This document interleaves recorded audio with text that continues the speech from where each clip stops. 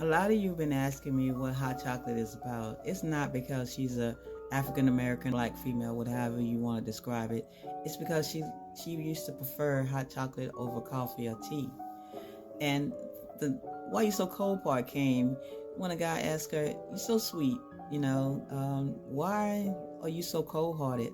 He didn't understand the things that she went through in life that actually made her cold hearted to people, because she would trust them and mainly trust them until she realized that she could not trust them anymore. So that kind of made it kind of cold. But this one I'm going to tell you about is one that's in the chapter, and you have in the book, excuse me. But you have to figure it out which one it is. Okay, so Hot Chocolate moves to another city. She was bored, so she logs into one of the social media sites. Immediately, she meets this guy with light brown eyes, and he wants to come talk to her and hang out with her. And she was like, I don't know, I'm new to the city, and I just don't want to just connect with anybody. And he said, well, what do you do for a living? And she said, I work from home, I do a lot of things, I write and stuff. So he comes over. She has a child. She takes her child upstairs to go to sleep, because the child was downstairs. The guy is gone, or she didn't see him. So she was like, I wonder what happened to him. So she hears some noise in the kitchen, and she go into the kitchen. There he is. Let me just say, in his birthday suit.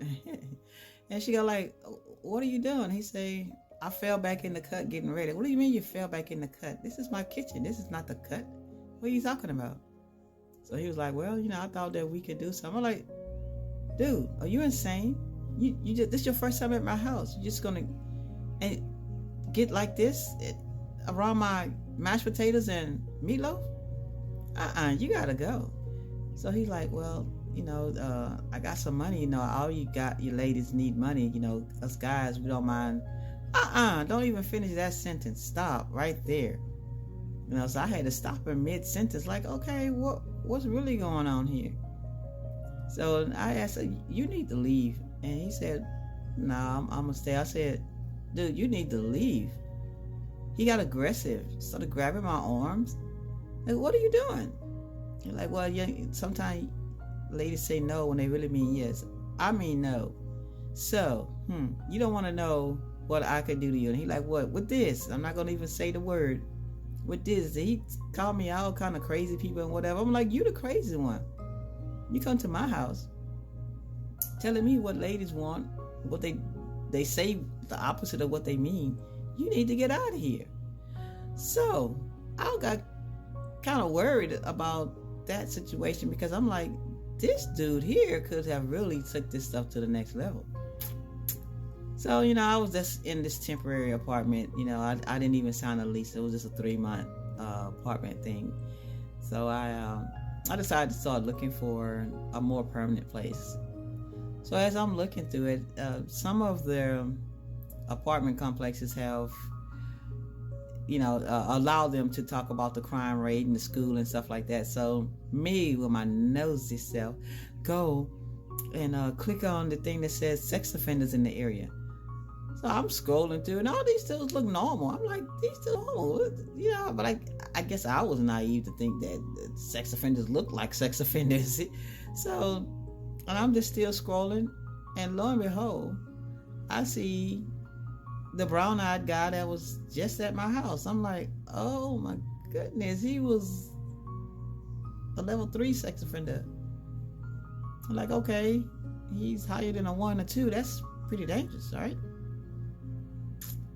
So he called me in the middle of the week, and kind of like tried to apologize. So I asked him, you ever been to jail, prison?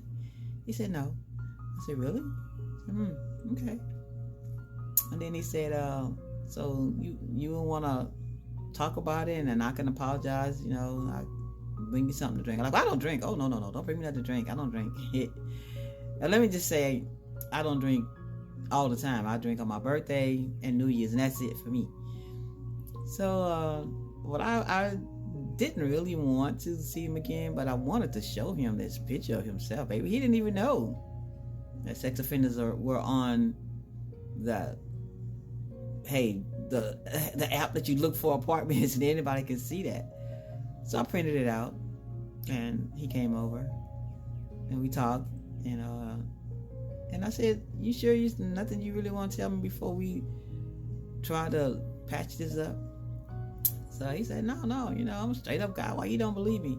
So I said, hold on a second. So I went over to the table where I had my printout and got the printout and showed it to him. And how do you explain this? And then he said, well, this what had happened. Now, I'm a person, when you start a sentence with this what had happened, I don't even want to hear them over, because this what had happened is going to be a lie. Everything after this what had happened is going to be a lie, or the truth that's stretched out. So he went to explain that him and his friends had just got out the Navy, and they decided to hire some people. So he said, we hired these ladies, and then we took our money back. What? Dude, that's theft for services. He said, yeah, but they couldn't tell why they were there, so they had to say that we forced ourselves, because they didn't want to say what profession they were in.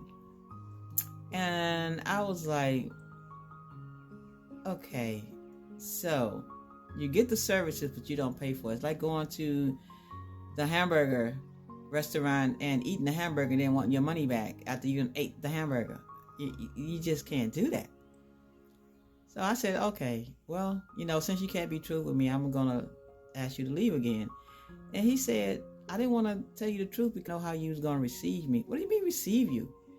If you're going to be in a relationship with somebody, or you're trying to start a real relationship, you need to be honest. You need to be open. You need to be, for real with this person. Otherwise, they're going to take you as a joke, and they're not going to take you serious, and they're just going to walk away. So I was just telling him, this is not going to work. This is not going to work. So he left, and he said, well, can I get you to help me write a book? I know you said you write books. Can I get you to help me write a book? I said, yeah, but we're going to meet at our office. We're not going to meet here at my house again. So I'll give you my office address, and you can come there and we can talk about, your story, how that happened to you, and how you got out it, and still you have the X on your back, because you're going to have that X on your back forever. So he said, okay, that sounds cool. And he said, so there's no point in thinking that we can, rekindle that. Like, rekindle what, dude? You were in my kitchen, indisposed, talking about you fell in the cut. Didn't even know what the cut meant. All I know is you was around my meatloaf and my mashed potatoes. That I'll never forget. But I'm saying that to say this.